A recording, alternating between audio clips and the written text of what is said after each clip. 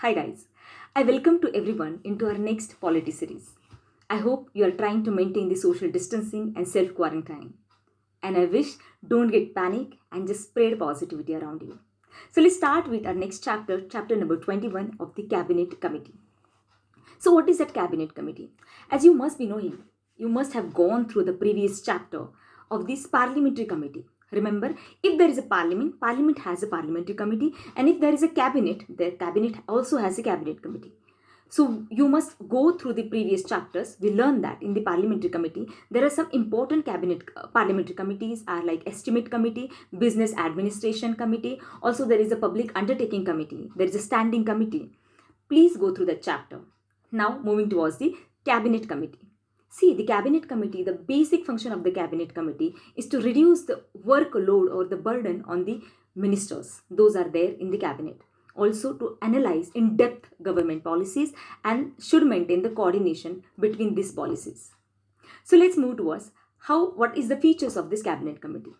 So first, this cabinet committee is an extra constitutional committees. Over here, 3 to 8 members are present. Usually, Prime Minister in charge or Prime Minister preside to this cabinet committee, but it can be possible that Home Minister or Finance Minister can also preside to these committees.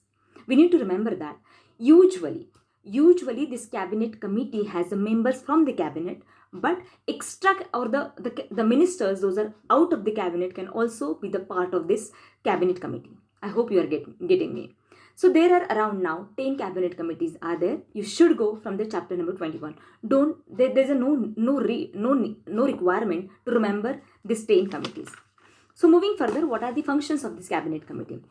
Before that, we need to remember there are 4 important cabinet committees. Those are there, which is written into the Lakshmikant. So at least remember this all 4 cabinet committees. The first, there is a political affair committee. So what is the function of this political affair committee?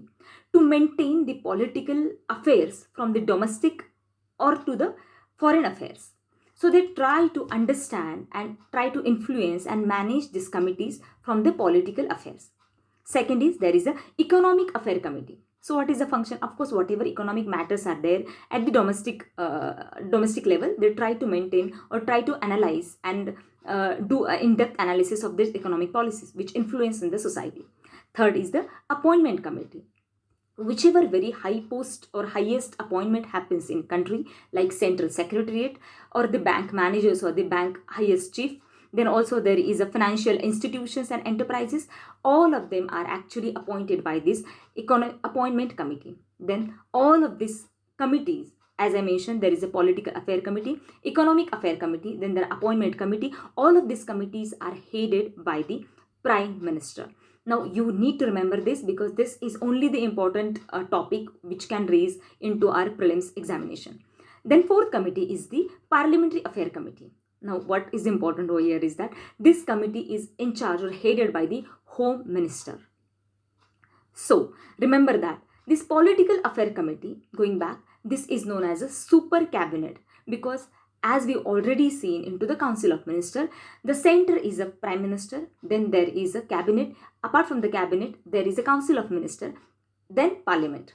Remember that the nucleus of this even cabinet is this Political Affair Committee. So it is also known as the super cabinet. So UPSC may frame the question is that which of the following statement is correct regarding the Political Affair Committee?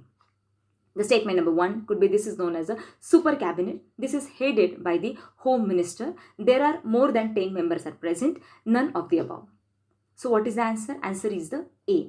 Because this committee also a committee known as a super cabinet. Second, the statement that I have made is that this is headed by the Home Minister. No, this is headed by the Prime Minister.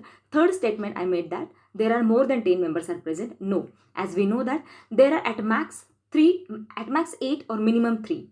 In between of this, the members are present or maybe formation of this committee. I hope I made it clear.